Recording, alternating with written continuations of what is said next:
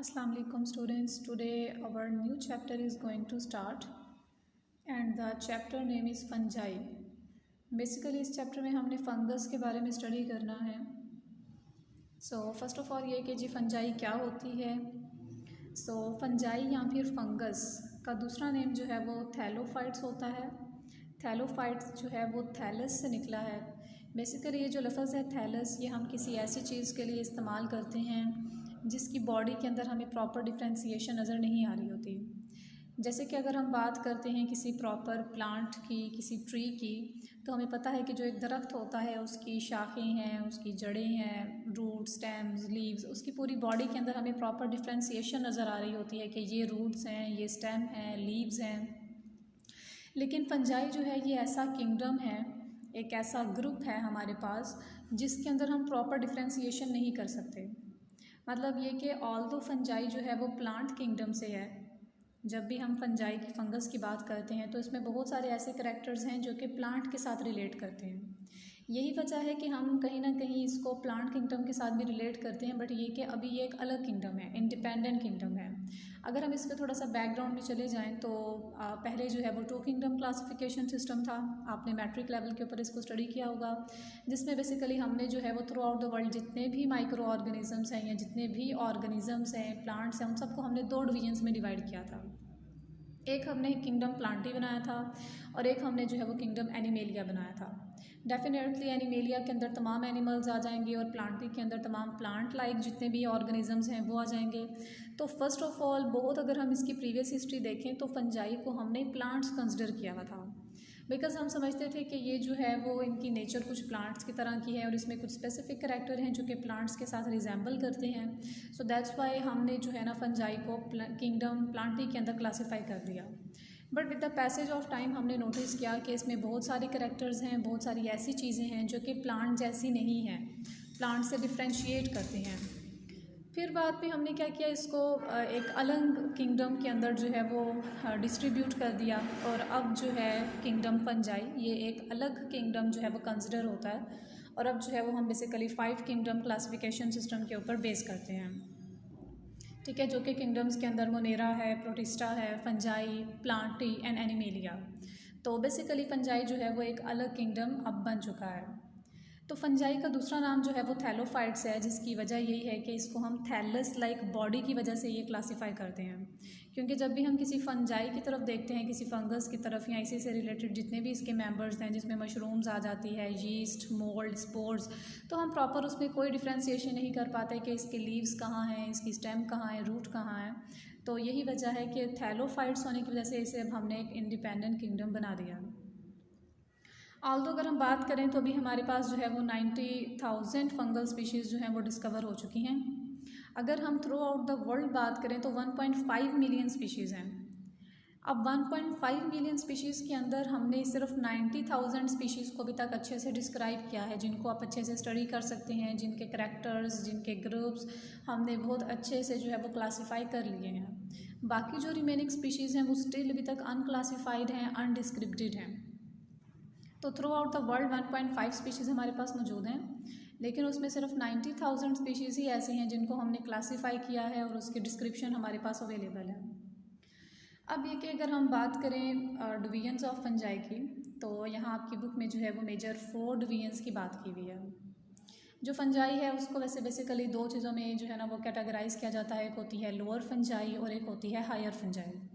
ठीक है, और अगर हम उसके डिवीजन्स में चले जाएं तो डिवीजन्स उसके जो है काफ़ी ज़्यादा हैं, एटलीस्ट 5 या 7 डिवीजन्स हैं. लेकिन आपकी बुक में सिर्फ मेजरली जो 4 डिवीजन्स हैं जिनको ज़्यादातर जनरली डिस्कस किया जाता है वो डिस्क्राइब किए हुए हैं. अब देखिए, जितने भी डिवीजन्स होते हैं ना उनके नेम के एंड पे आता है वर्ड कोटा, COTA. जैसे कि सबसे पहला डिवीजन है जाइगोमाइसिटीज़, इसको यहाँ पर जाइगोमाइकोटा होना चाहिए था, क्योंकि जो सिटीज़ जहाँ पर आ जाता है वो बेसिकली उसकी क्लास बन जाती है. इट मीन्स कि यहाँ पर इन्होंने जो लिखा हुआ है डिवीजन्स में वो इन्होंने क्लास लिखी हुई है, तो आपने इसके नेम को थोड़ा सा मॉडिफाई करके जाइगोमाइकोटा कर लेना है.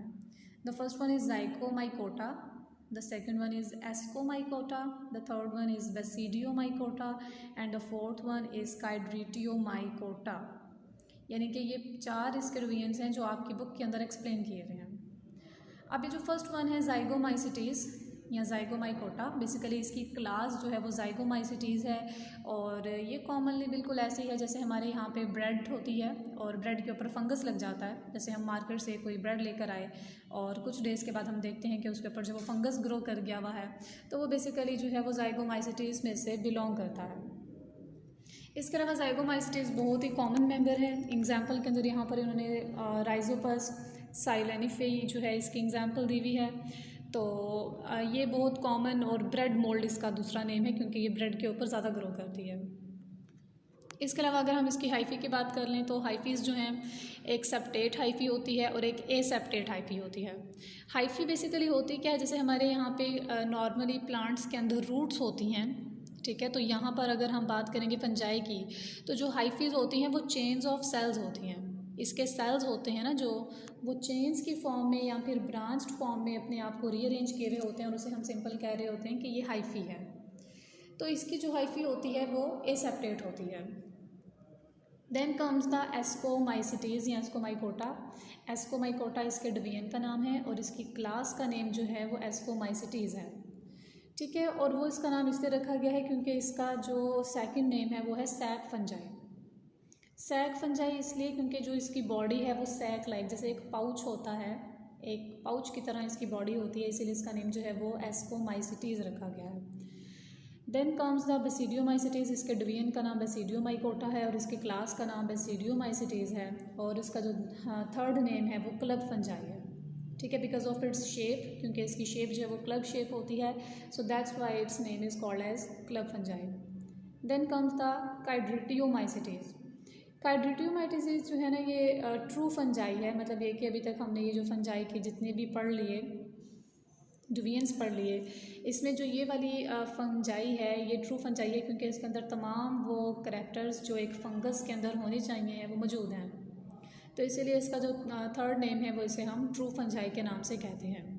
ये भी बिल्कुल ऐसे ही है कि इसका जो डिवीजन है उसका नाम है काइड्रेटियोमाइकोटा और जो इसकी क्लास है वो है काइड्रेटियोमाइसिटीज़ और इसका एक मेंबर है जो कि है काइड्रिट्स, वहाँ से जो है ना ये इसका नेम ड्राइव हुआ है। काइड्रिट्स जो है ये बेसिकली प्रोटोजोन एंसेस्टर से बिलोंग करता है। प्रोटोजोन आपको पता है हमारे जो 5 डिवीजन्स हैं, ठीक है, उसमें से एक और डिवीजन हमारा, एक मोनेरा है, एक प्रोटिस्टा है, ठीक, और फिर थर्ड पे हमारे पास फंजाई आता है, देन प्लांटी है, देन एनिमेलिया है। तो जो हमारे पास प्रोटोजोन्स होते हैं ये कहीं ना कहीं उनका एंसेस्टर वहाँ से बिलोंग करता है, मतलब ये कि इनकी जो रिजेम्बलेंस है वो बिल्कुल उसकी तरह होती है और इसकी बॉडी के ऊपर भी जो फ्लेजिला होते हैं वो मौजूद होते हैं। फ्लेजिला बेसिकली जो है वो एंटीना लाइक स्ट्रक्चर्स होते हैं जो कि मूवमेंट का काम भी करते हैं प्रोटोजोन्स के अंदर, ठीक है, उसको न्यूरिशमेंट भी प्रोवाइड कर रहे होते हैं, प्रोटेक्शन दे रहे होते हैं। तो ये जो फोर्थ टाइप है काइड्रिटियोमाइसिटीज़, इसमें काइड्रिट्स की जो रिजेम्बलेंस है वो बिल्कुल प्रोटोजोन्स की तरह है। अब ये ग्राफ के अंदर हम देख सकते हैं कि यहाँ पर इन्होंने फंगस लाइक प्रोटिस्ट जो है उसकी क्लासिफिकेशन की है, ठीक है, और यहाँ पर वो तमाम नाम मौजूद हैं जो यहाँ पे ऊपर मिसिंग थे। सबसे पहले काइड्रिट्स की ही बात की हुई है जिसमें हमारे पास 1000 स्पीशीज़ डिस्क्राइब हो चुकी हैं। देन ज़ाइगोमाइसिटीज़ है जिसमें 1000 स्पीशीज़ हैं। देन ग्लोमेरोमाइसिटीज़ हैं जिसमें 160 स्पीशीज़ डिस्क्राइब हुई हैं। देन कम्स एस्कोमाइसिटीज़ जिसमें सबसे ज़्यादा ऑलमोस्ट 65,000 स्पीशीज़ हमारे पास डिस्क्राइब हुई हैं। देन कम्स बेसिडियोमाइसिटीज़ जिसमें हमारे पास 30,000 स्पीशीज़ हैं और ड्यूटेरोमाइकोटा इसकी जो है ना एक और टाइप है, लेकिन एक वो फंगस लाइक उसकी अपीयरेंस नहीं है, इसलिए उसको थोड़ा सा डिफ्रेंशिएट कर दिया जाता है। ऑल्दो ये जो बेसिडियोमाइसिटीज़ है और एस्कोमाइसिटीज़ है ये दोनों इसके सबसे मेजर डिवीजन्स होते हैं क्योंकि इसके अंदर सबसे ज़्यादा क्लासिफिकेशन आ जाती है मशरूम्स वगैरह, यीस्ट और मोल्ड और स्पोर्स वगैरह जो है वो इसके अंदर इंक्लूडेड होते हैं।